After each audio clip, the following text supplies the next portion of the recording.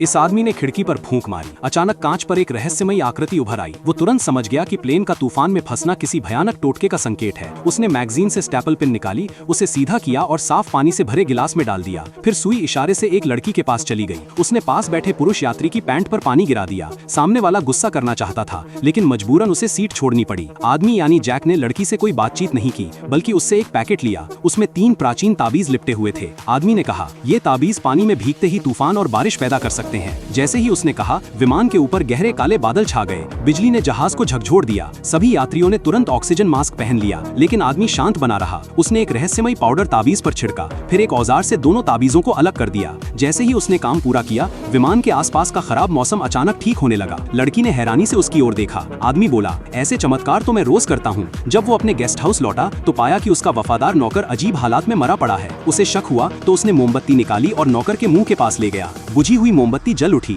उसे तुरंत समझ आया, नौकर मरा नहीं था, बल्कि उस पर किसी ने श्राप लगाया था। उसने शव की जांच की और गर्दन से एक मक्खी निकाल ली। जैसे ही मक्खी बाहर आई, नौकर के माथे पर एक मुहर दिखाई देने लगी। उसकी कटी हुई उंगली पर भी कुछ निशान बने थे। सुराग ढूंढने के लिए वो लाइब्रेरी में गया। नौकर की डायरी में उसे कुछ निशान मिले, जिन्हें जोड़ने पर एक संदेश बना। संदेश देखकर वो चौंक गया। वो 800 साल से जिंदा था और उसकी पुरानी यादें धुंधली पड़ चुकी थीं। सच जानने के लिए उसने सपनों के गुरु लीसा को ढूंढा, जो सपनों के जरिए इंसान को अतीत में ले जा सकती थी। फल खाने के बाद वो तुरंत 800 साल पहले पहुंच गया। उस वक्त वो एक योद्धा था, लेकिन उसकी पत्नी को एक डायन ने निर्दयता से मार डाला था। बदला लेने के लिए उसने अपने दल के साथ हमला किया और तलवार से डायन को दीवार पर टांग दिया। मगर मरने से पहले डायन ने उस पर श्राप दे दिया कि वो कभी नहीं मरेगा। जब उसके साथियों ने डायन का दिल नष्ट करना चाहा, तो पाया कि अगर दिल नष्ट होगा तो दोस्त को भी वही दर्द होगा। तब साथियों ने गुप्त रूप से डायन का दिल छिपा लिया। यही रहस्य नौकर को पता था, इसलिए डायन के सेवकों ने नौकर को श्राप दिया और दिल चुरा कर ले गए। जैक ने वो चांदी की तलवार उठाई जिससे उसने कभी डायन को हराया था,